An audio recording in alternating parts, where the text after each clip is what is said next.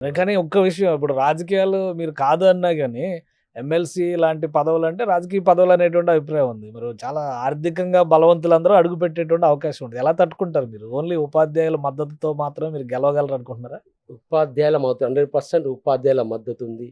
ఆ మద్దతుతోటే నాకు కాన్ఫిడెన్స్ ఉంది. హ్మ్. ఎందుకంటే గతంలో నేను 25 ఏళ్ల పాటు ఉపాధ్యాయ వృత్తిలో ఉండి, నా కొలీగ్స్, మా హెచ్ఎమ్స్ వాళ్ళే నాకు సపోర్టర్స్. ఓకే. వాళ్ళే చెప్తారు. హ్మ్. ఒక సమయానికొచ్చి నేను రాజకీయాల్లోకొస్తా అంటే ఎవరు రిసీవ్ చేసుకోరు. హ్మ్. నీ హ్మ్. క్యారెక్టర్ చూస్తారు. ఫస్ట్ హ్మ్. నుంచి నువ్వు ఏ విధంగా ఉన్నావు, ఇంతకుముందుకు ఏం సేవ చేసినావు కూడా ఆ! అన్నీ చూస్తారు. చూస్తారు. వ్యక్తి నేపథ్యం 100% అవసరం. హ్మ్. సో, అది నాకు తెరిచిన సో, పుస్తకం. మీకది స్పెషల్‌గా ఒక బలం. బలం ఉంది. హ్మ్. ఆ బలం ఉంది. ఆ కాన్ఫిడెన్స్ ఉంది.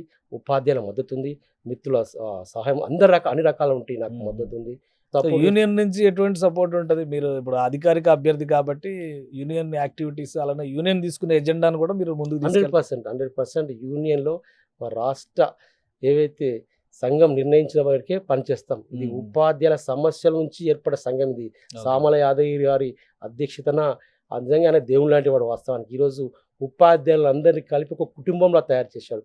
ఈ పెద్ద కుటుంబంలా భావిస్తున్నాం. సో, మా సంఘం ఏదైతే నిర్ణయం తీసుకుందో ఆ నిర్ణయం కట్టుబడి ఇటు ఉపాధ్యాయుల సంక్షేమం కోసమే మేము పనిచేస్తామని చెప్తున్నాను.